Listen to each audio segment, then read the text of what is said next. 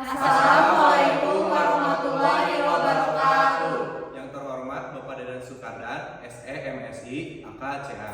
Perkenalkan, kami dari kelompok 3 yang beranggotakan saya Muhammad Roman Hafiz dengan NPM 2040100214. Adapun rekan saya yang lain yaitu Aisyah Fitriani dengan NRP 2040100176. Saya Liana Nabila Fatin dengan NPM 2040101169. Saya Tasya Nisa Putri dengan NPM 204010180180. Saya Haris Mulyana dengan NPM 2040101992. baik berdirinya kami di sini, kami akan mempresentasikan hasil laporan studi kelayakan bisnis dari produk Kriwil Cassava Chips. Baik, di sini kami akan menjelaskan di antaranya ada profil perusahaan, ada aspek pasar dan pemasaran, ada penilaian aspek teknik dan produksi, dan penilaian aspek keuangan. Baik, yang pertama ada profil perusahaan. Nama perusahaan kami yaitu Kriwil Cassava Chips. Jenis perusahaannya UMKM di bidang kuliner dan alamatnya di Jalan Marga Asih, Permai, Y3 nomor 5 dengan nomor telepon 0821 2882 3351. Baik, selanjutnya di sini saya akan menjelaskan perencanaan program pemasaran. Yang pertama ada produk. Di dalam produk, pertama itu ada desain produk. Desain Kriwil Cassava Chips ini sama dengan keripik singkong pada umumnya. Yang kedua ada kualitas produk.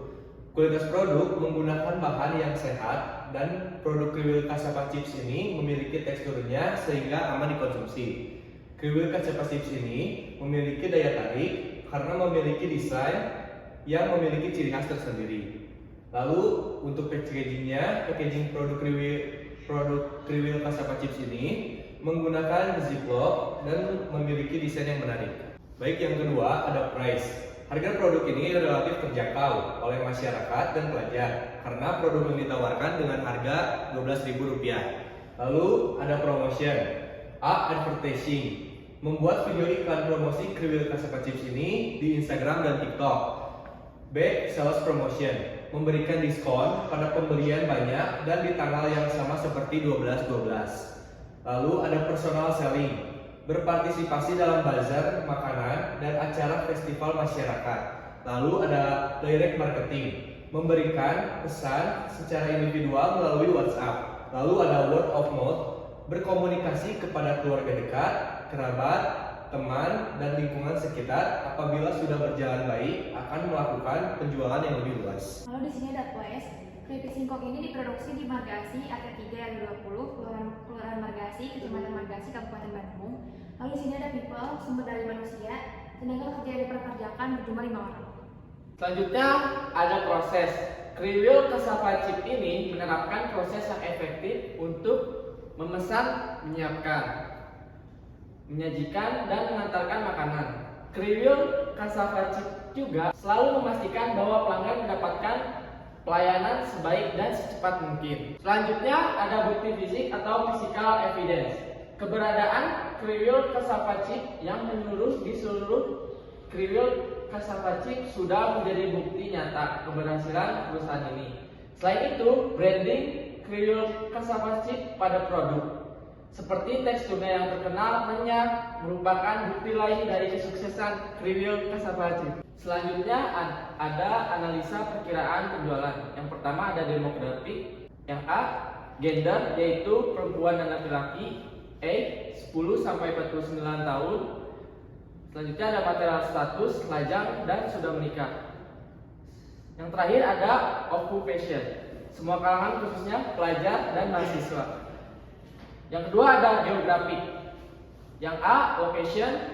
Produk Kriwil Cassava Chips ini dijual untuk orang yang tinggal di daerah kota dan Kabupaten Bandung dan sekitarnya. Namun akan diperluas untuk kedepannya melalui media sosial ke kota-kota lainnya. B. Region. Produk yang dijual hanya untuk di area dalam negeri. C. Urban. Produk Kriwil Cassava Chips ini bisa dikonsumsi oleh semua kalangan baik orang-orang perkotaan maupun pedesaan. Nah, selanjutnya yang ketiga ini ada behavioral. Nah, yang pertama ini ada produk Kriwil Cassava Chips ini menggunakan kemasan plastik atau sekali makan. Nah, biasanya itu dibilang dengan makanan cemilan atau makanan ringan, sehingga memudahkan konsumen untuk tidak menyimpan makanan lebih lama agar lebih praktis.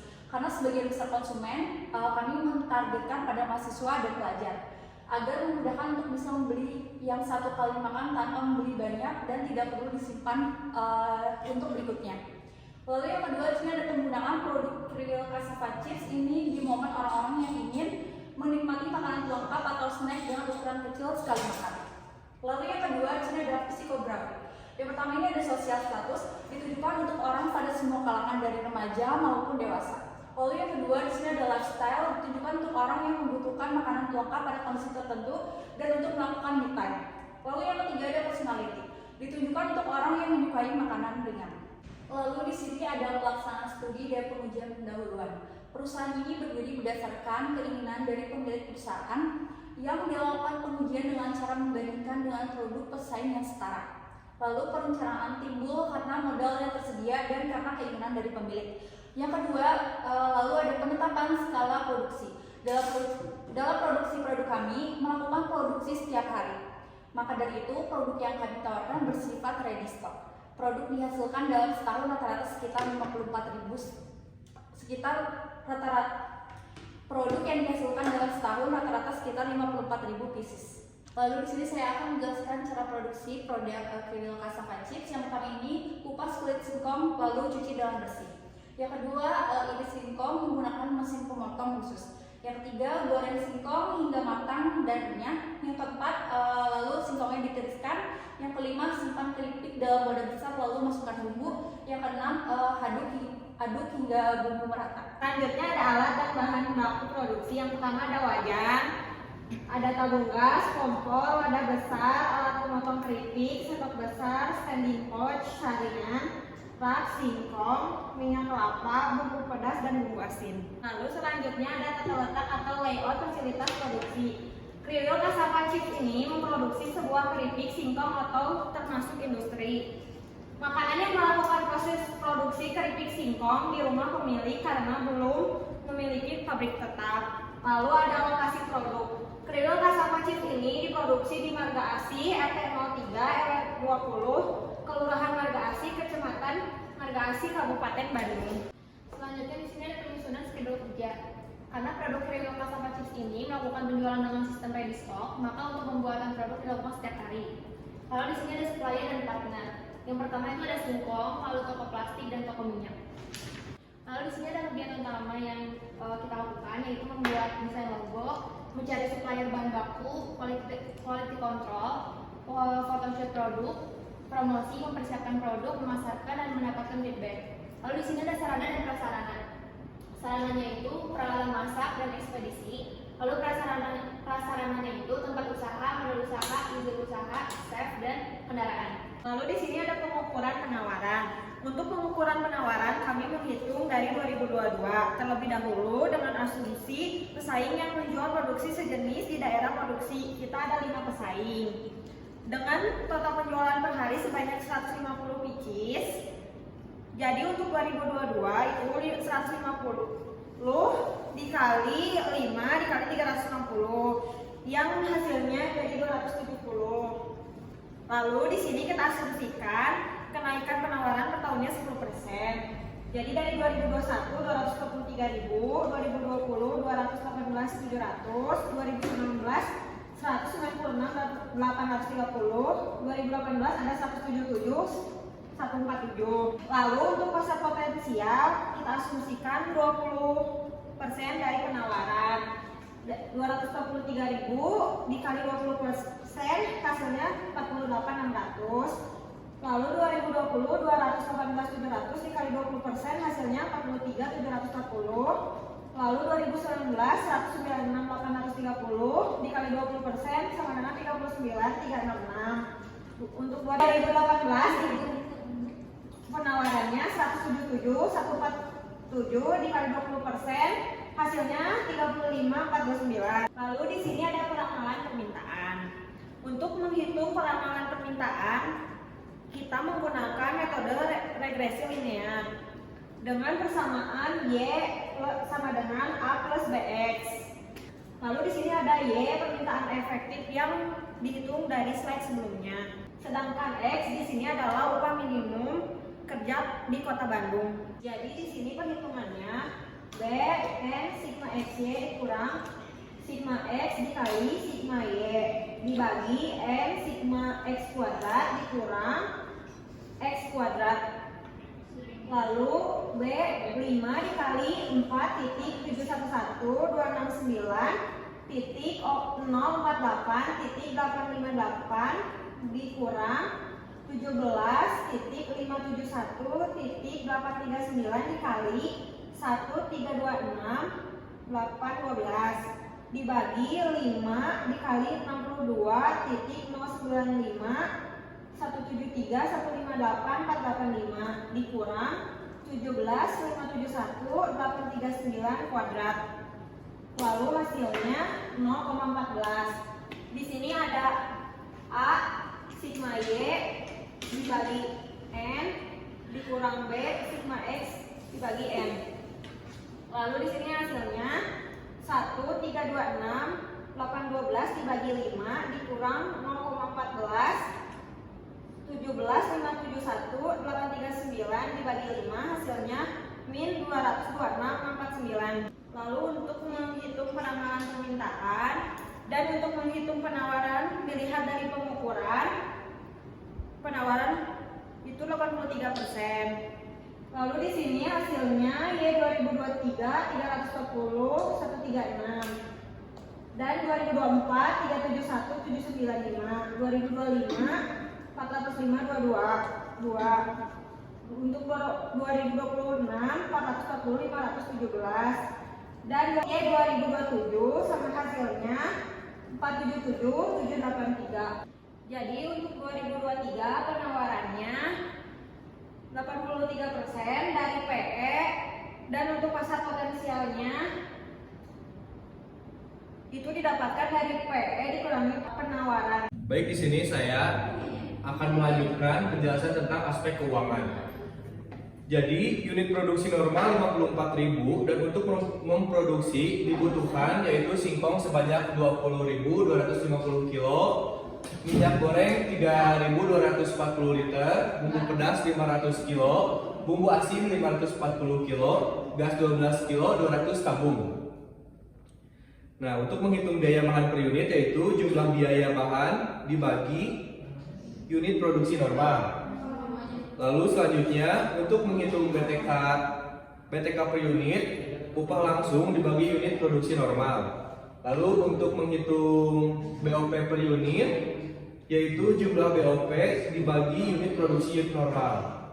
Nah, di sini ada biaya tetap per tahun yaitu listrik dan air sejumlah Rp1.560, gaji pemilik yaitu 180 juta per tahun, sewa tempat yaitu 8.400 per tahun, sodet yaitu 50.000 per tahun, pengiris singkong 250.000 per tahun, saringan 50.000 per tahun, mangkok besar plastik yaitu 70.000 per tahun, dan sendok besar 30.000 per tahun. Baik, di sini ada aset tetap dan harga perolehan.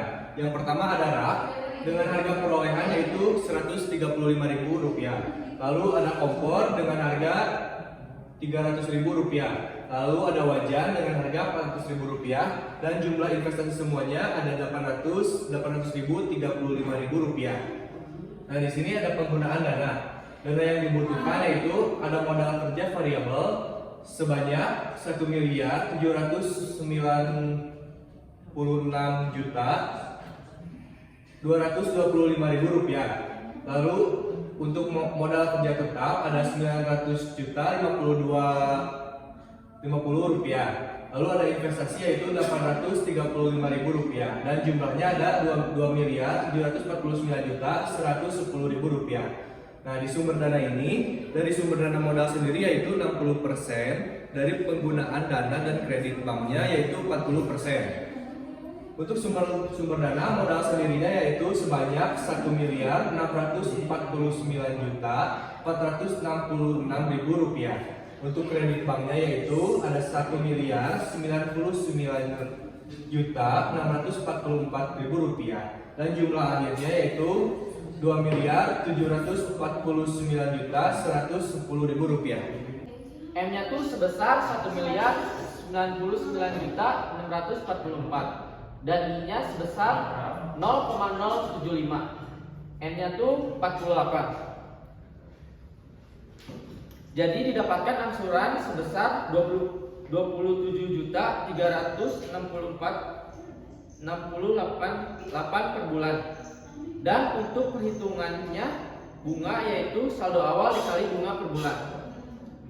Di sini ada tahun pertama bulan ke-1 saldo awalnya sebesar 1.099.644 rupiah.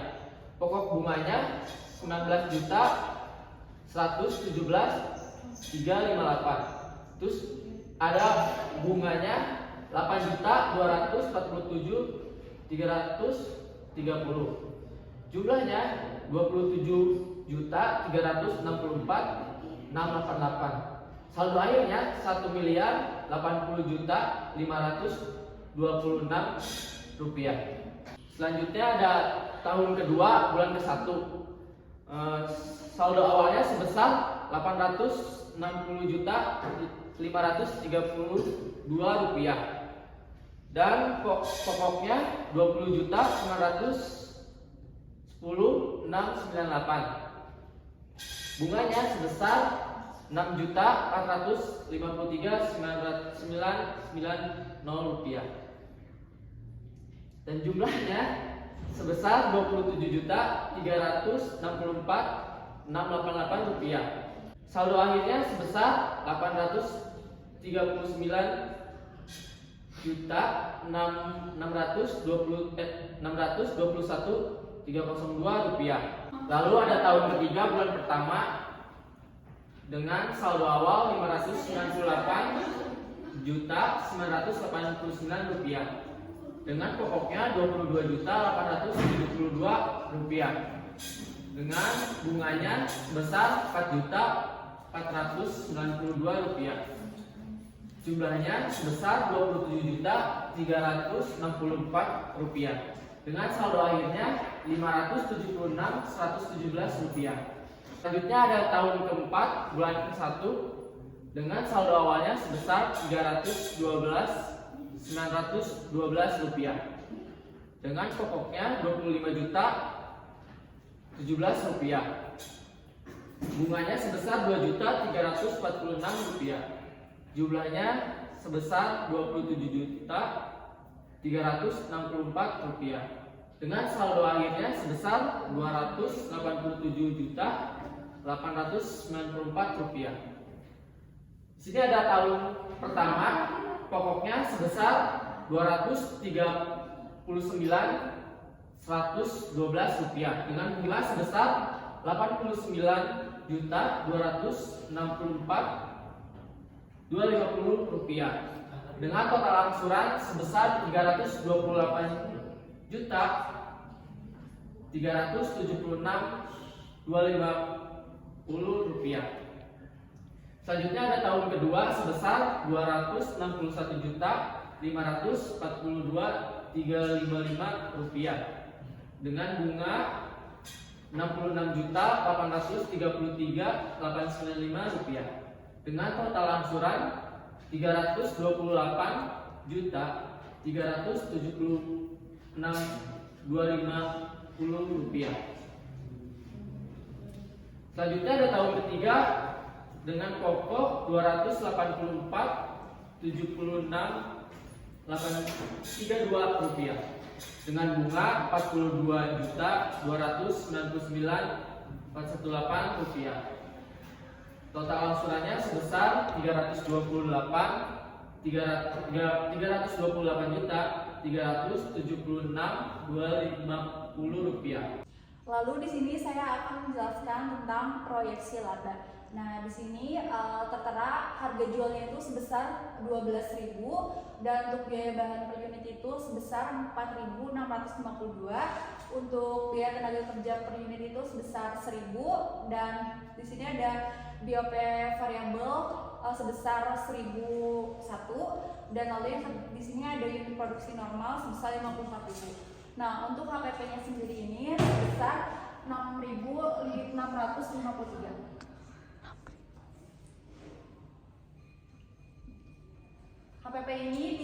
dihasilkan dari biaya bahan per unit ditambah BTK per unit dan BOP variabel.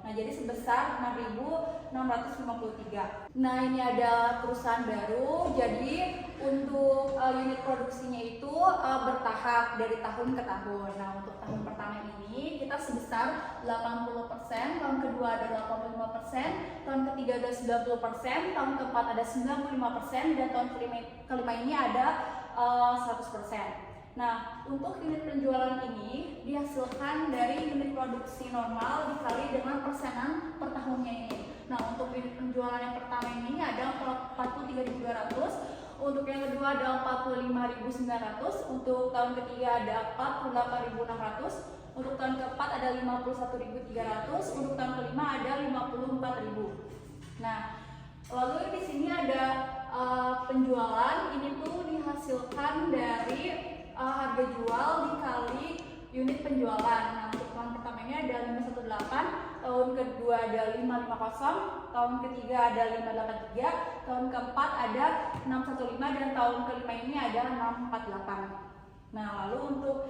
biaya bahannya ini dihasilkan dari biaya bahan per unit dikali unit penjualan juga. Nah, untuk hasilnya ini biaya bahannya ada 200, yang kedua ada 213, yang ketiga ada 226, tahun keempat ada 238, dan tahun kelima ini ada 251. Nah, lalu untuk upah langsungnya juga sama, ini dihasilkan dari BTK per unit, biaya tenaga kerja dikali dengan unit penjualan. Lalu di sini ada hasil upah langsung itu ada 43, tahun yang kedua ada 45, dan ketiga ada 48, dan tahun keempat ada 51, dan tahun kelima ada 54. Nah, lalu untuk BOP variabel ini juga sama, ini dihasilkan dari dikali dengan unit penjualan. Nah, untuk yang pertama ini ada 43, dan tahun pertama ini ada 43, tahun kedua ada 45, tahun ketiga ada 48, dan tahun keempat ada 51, dan tahun kelima ada 54. Lalu untuk jumlah variabel ini dihasilkan dari penjumlahan biaya bahan ditambah upah langsung ditambah BOP variabel. Nah, lalu untuk laba kontribusinya ini dihasilkan dari pengurangan penjualan dikurangi jumlah biaya variabel. Nah, untuk hasil ini dari tahun pertama sampai tahun kelima. Lalu di sini ada beban tetap. Untuk beban tetap sendiri ini yang pertama ada listrik, air, telepon, lalu yang kedua ada gaji pemilik, yang ketiga ada sewa tempat, yang keempat ada solder, yang kelima ada pengiris singkong, yang keenam ada saringan, yang ketujuh ada mangkok besar plastik, yang kedelapan ada sendok besar, yang kesembilan ada. Lalu di sini ada beban tetapnya, itu yang pertama ada listrik, air, telepon, yang kedua ada gaji pemilik, yang ketiga ada sewa tempat, yang keempat ada solder, yang kelima ada pengiris singkong, yang kelima ada saringan, yang keenam ada mangkok besar plastik, yang ketujuh ada sendok besar. Nah, untuk jumlah tetap biayanya ini, untuk jumlah biaya tetapnya per tahun ini sebesar 190. Nah, lalu di sini ada laba sebelum bunga dan pajak ini. Hasil ini dihasilkan dari laba kontribusi dikurangi biaya tetap. Nah, untuk tahun pertama ini sebesar 40, tahun kedua sebesar 55, tahun ketiga sebesar 69, tahun keempat sebesar 83, dan tahun kelima ini sebesar 98. Nah, lalu untuk bunganya ini tahun pertama sebesar 59, tahun kedua sebesar 43, tahun ketiga sebesar 27, tahun keempat sebesar 9, dan tahun kelima ini 0 atau tidak ada. Nah, untuk laba sebelum pajak ini hasilnya itu dari laba sebelum Nah, untuk laba sebelum pajak ini dihasilkan dari laba sebelum bunga dan pajak dikurangi bunga. Nah, jadi 40 dikurangi 9, hasilnya itu 18. Nah, lalu untuk tahun pertama ini ada 18, tahun kedua ini ada 11, tahun ketiga ada 42, tahun keempat ada 74, tahun kelima ada 98. Nah, lalu untuk hasil yang pajak ini dihasilkan dari laba sebelum pajak.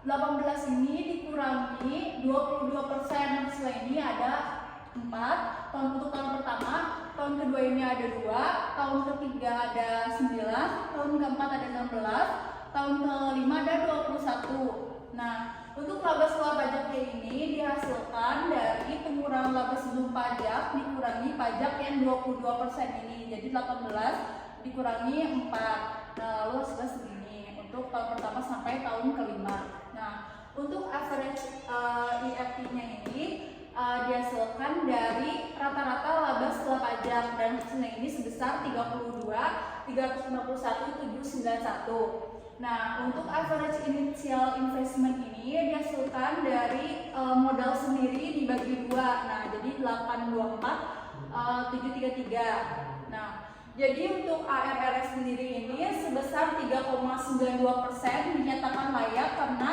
hasil ini lebih dari 0%. Hasil ini lebih dari 0% atau nilai ini positif, jadi dinyatakan layak. Lalu di sini ada price kas yang terdiri dari arus kas masuk dengan penjualan dari tahun pertama sampai tahun kelima yang sudah dihitung dari slide sebelumnya. Lalu dari arus kas keluar itu ada investasi, ini di tahun yang ke-0, terus biaya bahan, upah langsung, biaya BOP variabel, listrik air telepon, gaji pemilik, sewa tempat, cicilan pokok, bunga, dan pajak 22%. Lalu untuk arus kas bersihnya itu arus kas masuk dikurangi arus kas keluar. Jadi arus kas bersih di tahun pertama itu ada minus 2.264.774.046 rupiah. Lalu di tahun kedua ada minus 256.914.981 rupiah. Di tahun ketiga ada minus 249.265.767 rupiah. Di tahun keempat ada minus 241.839.349. Dan di tahun kelima arus kas bersihnya itu sebesar 77.159.100 rupiah. Lalu untuk menghitung payback period atau pengembalian modalnya itu ini arus kas masuk ini ini dari investasi modal sendiri dari kita sebesar 1.649.466.000. Jadi untuk menghitung payback period itu investasi dikurangi dengan arus kas masuk yaitu penjualan. Jadi sisa investasi di tahun pertama itu ada 1.131.066.000 rupiah. Lalu di tahun kedua itu masih ada sisa investasinya sebesar 580.266.000 rupiah. Dan di tahun kedua ini itu di tahun ketiga ini itu arus kas masuk atau penjualan itu lebih besar dari sisa investasi yang mana itu berarti di tahun ketiga pengembalian modal sudah ada. Dan untuk menghitung berapa lamanya, jadi ini selama 2 tahun, payback period selama 2 tahun. Lalu untuk menghitung bulannya itu minus 580.296.000 rupiah dibagi 583.200.000 rupiah yang hasilnya 0,99, terus dikali 12 karena 12 bulan jadi 11,94, jadinya 2 tahun 11 bulan. Dan untuk harinya itu 11,94 dikurangi 11 dikali 30 karena 30 hari jadi 28 hari. Jadi payback period di sini itu 2 tahun 11 bulan 28 hari dan dapat dikatakan layak. Lalu di sini ada perhitungan NPF. Untuk menghitung NPF-nya itu arus kas masuknya dimasukin tahun pertama, 2, 3, 4, dan 5. Lalu PVIR sebesar 99%, di tahun ke-0 1, di tahun ke-1 0,917, ini tahun kedua 0,842, tahun ketiga 0,772, tahun keempat 0,708, dan tahun kelima itu 0,650. Lalu PV-nya itu perkalian dari arus kas masuk dikali PVIF sebesar segini. Lalu untuk NPF-nya itu penjumlahan dari PV-nya. Jadi NPF-nya itu sebesar 597.327.174 rupiah. Dan untuk profitability index ini jumlah arus kas masuk dibagi dengan investasi. Jadi 2 2.546.793.174 dibagi dengan 1.649.466.000. Jadi profitability indexnya itu hasilnya 1,36 dan dapat dikatakan layak karena di atas 1. Lalu untuk menghitung IRM-nya itu kita harus cari tahu dulu PVF berapa yang nanti hasilnya PF-nya itu ada yang hasilnya minus dan hasilnya plus.